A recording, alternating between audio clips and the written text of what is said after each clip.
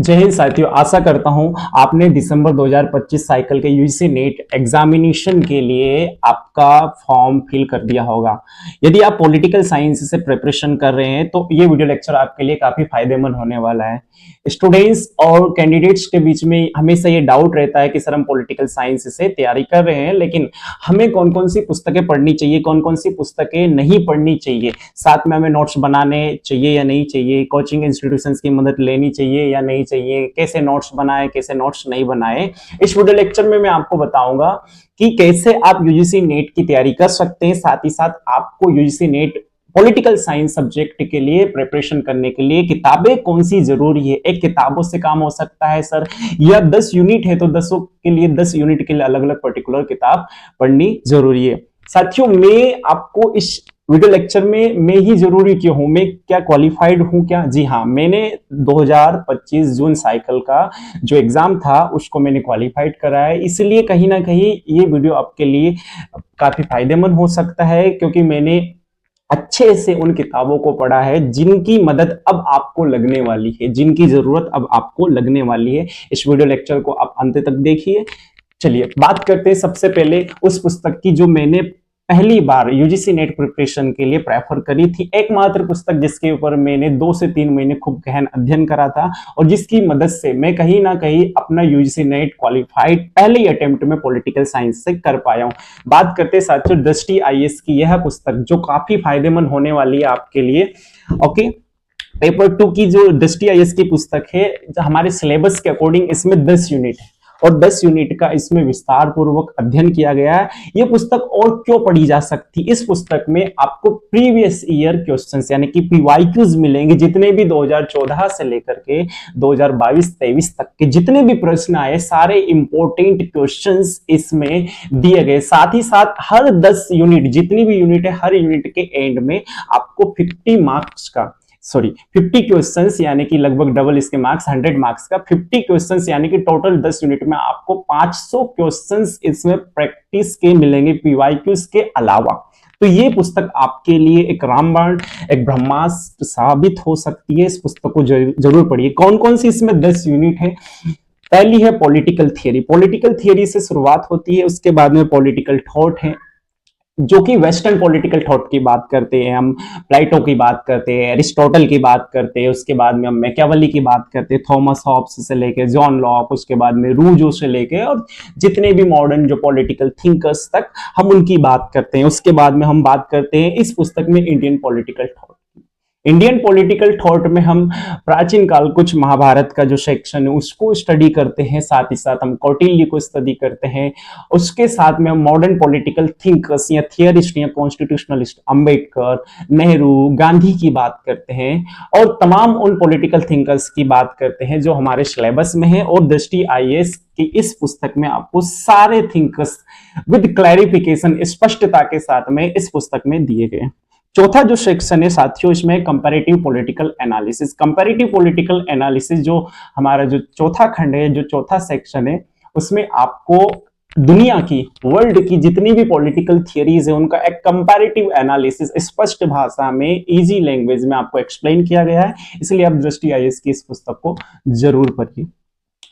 पांचवा जो सेक्शन है हमारा इंटरनेशनल रिलेशंस। इंटरनेशनल रिलेशंस यानी कि अंतरराष्ट्रीय संबंध। अंतरराष्ट्रीय संबंध में आपको जितनी आसान भाषा में दृष्टि आईएएस की इस पुस्तक में समझाया गया उतना आपको कहीं नहीं मिलेगा। साथियों, मैं दृष्टि आईएएस को इतना प्रेफर क्यों कर रहा हूं? मैं इसलिए कर रहा हूं क्योंकि मैंने इस पुस्तक को पढ़ा, इस पुस्तक को जाना और इस पुस्तक में मुझे उससे बहुत ज्यादा फायदेमंद यानी कि बहुत ज्यादा फायदा मिला, इसीलिए मैं इस पुस्तक को प्रेफर कर रहा हूं। इसलिए आप ये पुस्तक जरूर पढ़ सकते हैं यदि आपके पास समय कम है। 2 महीने का समय है, अभी दिसंबर में हमारा एग्जाम होने वाला है और दिसंबर से जून के बीच में हमारा एग्जामिनेशन होगा। 5 से 6 दिनों की जो अंतराल रहेगा, जो ड्यूरेशन रहेगी उसमें तो आपके पास मुश्किल से 2 से 3 महीने का माह का समय है, रिवीजन का भी समय है, तो इसमें रिवीजन भी हो जाएगा आपका। रिवीजन के साथ साथ आपको इसमें कम समय में ज्यादा पढ़ने का मौका मिल जाएगा।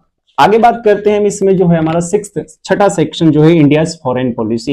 भारत की जो है विदेश नीति के बारे में, भारत की विदेश नीति के बारे में इसमें डिटेल में आपको जानकारी दी गई है। भारत की विदेश नीति के अलावा इसमें जो 7th सेक्शन है वो है political institutions in India. Political institutions in India के बाद में 8वां सेक्शन है political processes in India, 9th section है पब्लिक एडमिनिस्ट्रेशन, 10th सेक्शन है governance in public policy in India. ये 10 यूनिट डिटेल्ड में लगभग 700 से लेकर के 800 पेजेस इस पुस्तक में, दृष्टि आईएएस की इस पुस्तक में आपको दी गई है। आप ये पुस्तक जरूर प्रेफर करें। इसका हिंदी पब्लिकेशन भी अवेलेबल है। मैंने इंग्लिश में अपनी प्रिपरेशन करी और पहले ही अटेम्प्ट में मैंने अपना यूजीसी नेट जो कि जून 2025 में हुआ था पॉलिटिकल साइंस सब्जेक्ट से, मैंने पहले अटेम्प्ट में क्वालिफाइड करा। मुश्किल से मैंने 2 से 3 महीने में इस बुक की और साथ में अन्य पुस्तकों की भी तैयारी करी थी, पुस्तकों से तैयारी करी थी, इसलिए मैं अपना एग्जाम पहले ही प्रयास में क्वालिफाई कर पाया। साथियों, इस पुस्तक के अलावा अगर आप पर्टिकुलर पुस्तक पढ़ना चाहते हैं तो मैं आपको सजेस्ट करूंगा कुछ पुस्तकें। अगर आपके पास समय है या आप गहराई से उन विषयों के बारे में जानना चाहते हैं तो आप उन पुस्तकों को भी जरूर पढ़ सकते हैं। उसमें बात करते हैं, पहली पुस्तक है western political thought. Western political thought बहुत ही उच्च कोटि के विद्वान जिनका नाम है ओपी गावा। ओपी गावा की ये जो पुस्तक है, इस पुस्तक में वेस्टर्न पॉलिटिकल थॉट के बारे में दिया है। इस पुस्तक की सबसे खास बात क्या है साथियों? इस पुस्तक की सबसे खास बात ये है कि इस पुस्तक में हर एक कंसेप्ट को इतनी आसान भाषा में समझाया गया है जितना कि 6वीं 7वीं 8वीं की एनसीईआरटी की पुस्तकों में समझाया गया होता है। इसलिए और इस पुस्तक में आपको रिवीजन बेस्ड हर समय आपको अलग अलग सेक्शंस दिए हैं जिसमें जो क्रिटिकल या जो कठिन टर्मिनोलॉजी होती है, जो टर्म्स होती है, जो शब्दावली होती है, उनकी अच्छे से परिभाषा समझाई गई है। तो इस पुस्तक को जरूर पढ़िए।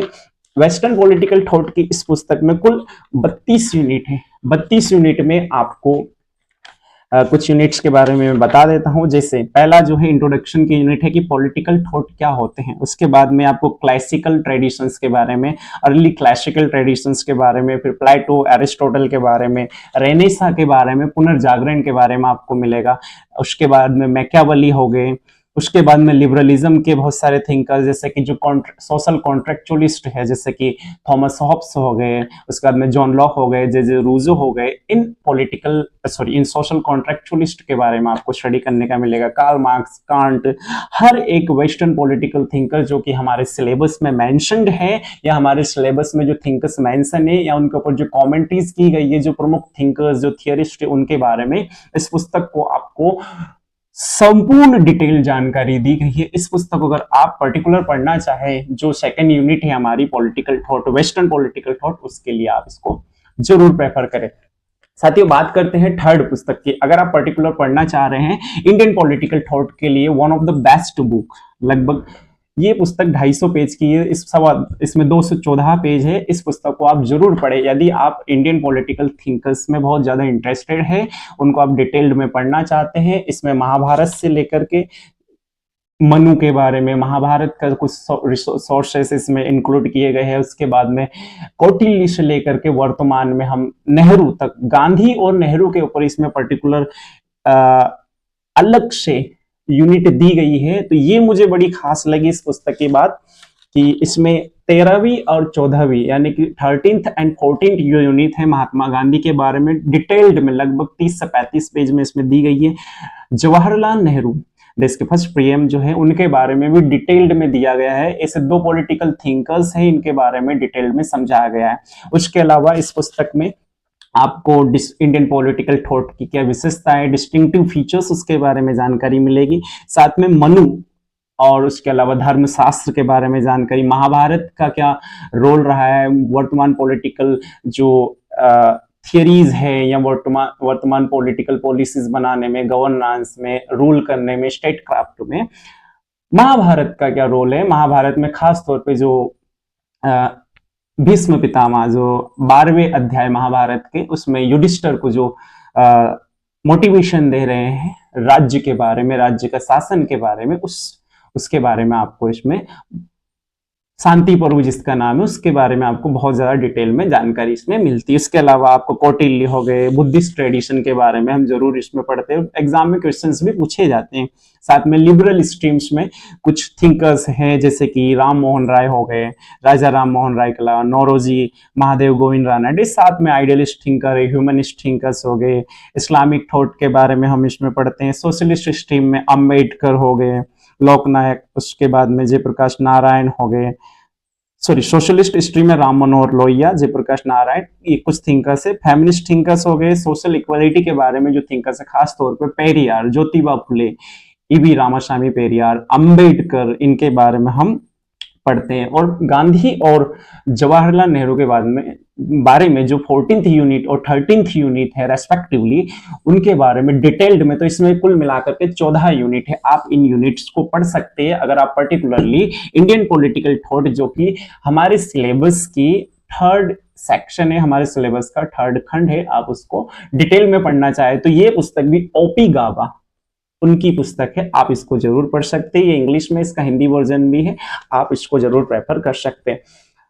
बात करते हैं आगे चौथी पुस्तक की, जिसका नाम है an introduction to political theory. ये पुस्तक भी ओपी गाबा की पुस्तक है। इस पुस्तक की सबसे खास बात यह है कि ये हमारी जड़ है हमारे पॉलिटिकल साइंस को। अगर आपको समझना है, जितनी भी थियरीज हुई, लिबरलिज्म, लिबर्टेरियनिज्म, मार्क्सिज्म, सोशलिज्म हो गया, उसके अलावा कम्युनिटेरियनिज्म हो गया, जितनी भी तमाम थियरी है, क्लासिकल थियरी हो गई, पॉलिटिकल थॉट के ऊपर डिफरेंट पर्सपेक्टिव हो गए, अगर आपको उन थियरीज को समझना है तो ये पुस्तक से इंपॉर्टेंट पुस्तक मुझे पूरे भारत में कोई सी पुस्तक भी नहीं लगी, क्योंकि मैंने काफी पुस्तकें पढ़ी है, लेकिन पॉलिटिकल थॉट के बारे में, अगर थियरीज के बारे में, कंसेप्ट्स को समझाने के बारे में अगर इजी लैंग्वेज में समझाया है तो ओपी गाबा की जो पुस्तक है an introduction to political theory, इसको जरूर पढ़िए। इसमें लगभग 27-28 यूनिट है, 25 यूनिट्स है, आप इन 25 यूनिट्स को जरूर पढ़िए। जैसे कुछ इसमें की कंसेप्ट, आइडियोलॉजी, पॉलिटिक्स क्या है, पॉलिटिकल थियरी क्या है, स्टेट क्या है, स्टेट कैसे बनता है, उसके स्टेट की पावर क्या होती है, सॉवरेनिटी के बारे में है, आपको फिर इसमें पावर के बारे में है, लॉ के कंसेप्ट है, ह्यूमन राइट्स के बारे में, फेमिनिज्म के बारे में, सिटीजनशिप के बारे में है, जस्टिस, प्रॉपर्टी क्या होती है, इक्वालिटी के बारे में, तमाम, डेमोक्रेसी हो गया, तमाम पर्सपेक्टिव है उनके बारे में इस पुस्तक में आपको समझाया गया है। तो अगर आप इंटरेस्टेड है, और ये एक ऐसी पुस्तक है कि जब हम पॉलिटिकल थियरी या पॉलिटिकल साइंस पढ़ते हैं तो ये जड़ है, आपको शुरुआत इसी पुस्तक से करनी चाहिए। आगे हम बात करते हैं जिसे यूपीएससी की दुनिया में भी ब्रह्मास्त्र कहा जाता है, उस पुस्तक का नाम है इंडियन पॉलिटी। जी हाँ, एम लक्ष्मीकांत के द्वारा लिखी गई ये पुस्तक यूपीएससी की दुनिया में तो एक बहुत बड़ा पत्थर का मिल साबित होती है। लगभग इसमें 80 यूनिट है। अब नए पब्लिकेशन में आप देख सकते हैं साथियों, इसमें यूनिट्स काफी बढ़ा दी गई है। जितनी इजी लैंग्वेज इस पुस्तक में है, आपको पॉलिटिक के बारे में, इंडियन पॉलिटिक के बारे में कहीं नहीं मिलेगी। तो अब इसको पढ़े क्यों हम? तो साथियों, हम जो हमारे सिलेबस देखते हैं पॉलिटिकल साइंस का, उसमें जो 10 यूनिट है, जो 5 यूनिट्स हैं हमारी, उन 5 यूनिट्स में ये पुस्तक आपके लिए लगभग 50 से 60% कंटेंट कंप्लीट कर सकती है। जी हाँ, पॉलिटिकल इंस्टीट्यूशंस हो गए, भारत के संविधान से रिलेटेड जो है वो सारी चीजें इसमें आपको मौजूद है। इंडिया की फॉरेन पॉलिसी से रिलेटेड 1-2 टॉपिक इस पुस्तक में आपको मिलेंगे। प्रेसिडेंट, प्राइम मिनिस्टर से रिलेटेड हर एक कंसेप्ट को, पार्लियामेंट के ऊपर डिटेल्ड में इसमें टॉपिक दिया गया है।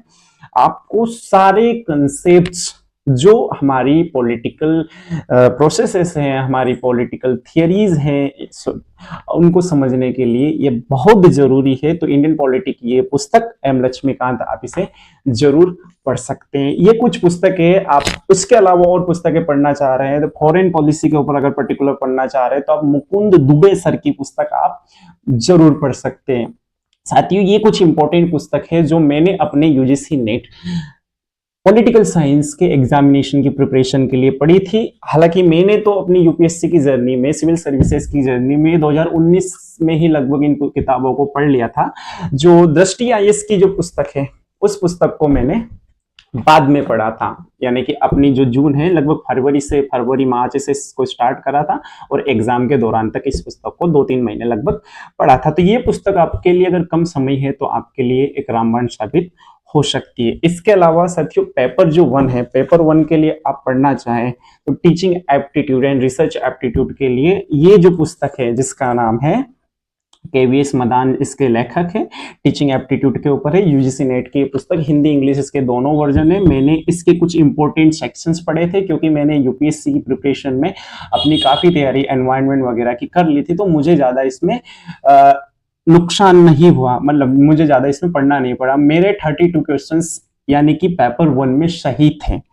क्यों? क्योंकि मैंने इसकी ज्यादा प्रिपरेशन नहीं करी, फिर भी नंबर इसलिए ज्यादा आ गए क्योंकि मैंने ऑलरेडी एनवायरनमेंट से रिलेटेड टॉपिक है या जो अन्य टॉपिक है उनको पढ़ लिया था। लेकिन हाँ, मैंने इसमें से कुछ इंपॉर्टेंट टॉपिक जैसे टीचिंग एप्टीट्यूड से रिलेटेड हो गए, ये चीजें इसमें से मैंने कवर करी थी। इसमें 10 यूनिट है, आप उसमें से कुछ इंपॉर्टेंट यूनिट तो जरूर पढ़े, जैसे टीचिंग एप्टीट्यूड, रिसर्च एप्टीट्यूड हो गया, कॉम्प्रीहेंशन आप इसमें से देख सकते हैं। उसके अलावा आपको 3 जो सेक्शन है लास्ट के, जैसे कि information and communication technology, higher education, people development, environment, उनके लिए आप पर्टिकुलर नोट्स भी पढ़ना चाहे तो पढ़ सकते हैं।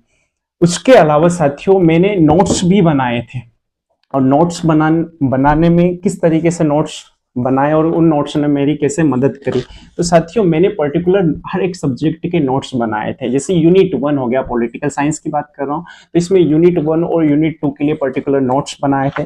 आप देख सकते हैं इस तरह से मैंने नोट्स बनाए थे और कैसे इन नोट्स ने मेरी मदद करी। जैसे मैकियावेली के ऊपर पर्टिकुलर नोट, तो मैंने नोट्स बनाने का मेरा तरीका, इसके ऊपर हम डिटेल में आगे आपको बताएंगे कि कैसे मैंने नोट्स बनाया और कैसे वो नोट्स ने मेरे कम समय में मदद करी। जैसे मैकियावेली के ऊपर लिखा तो पहले मैकियावेली के बारे में कुछ जानकारी लिख दी कि मैकियावेली का जन्म वगैरह कहाँ हुआ था, ताकि इससे हमें क्रोनोलॉजी समझ में आए, उस समय की स्थिति समझ में आए। उसके बाद में उनकी प्रमुख पुस्तकें, क्योंकि पुस्तकों से हमेशा प्रश्न पूछे जाते हैं, उनके की कंसेप्ट, उनकी की थियरीज, उन्होंने क्या थियरीज दिए, क्या आइडियोलॉजीज उनकी रही है, तो एक पेज पे बेसिक या आधे पेज पे हम बेसिक जानकारी उनके बारे में लिख सकते हैं। उसके बाद में ज्यादातर जो क्वेश्चंस आते हैं उन क्वेश्चंस के ऊपर हम वो कंसेप्ट्स लिख सकते हैं उन पॉलिटिकल थिंकर्स के ऊपर। तो इस तरीके से मैंने पॉलिटिकल थियरीज यूनिट 1 और वेस्टर्न पॉलिटिकल थॉट जो है दोनों के ये नोट्स बनाए। उसके बाद में मैंने नोट्स बनाए थे यूनिट 3 और यूनिट 4 के। इसमें यूनिट 3 और यूनिट 4 इंडियन पॉलिटिकल थॉट के ऊपर आप देख सकते हैं, कौटिल्य के ऊपर।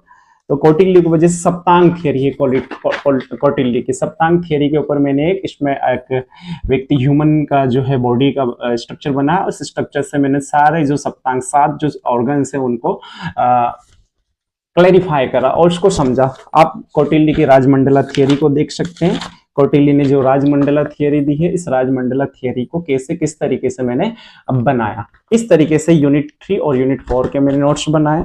यूनिट 5 एंड यूनिट 6 के इसमें नोट्स हैं। उसके अलावा यूनिट 7 और यूनिट 8 के।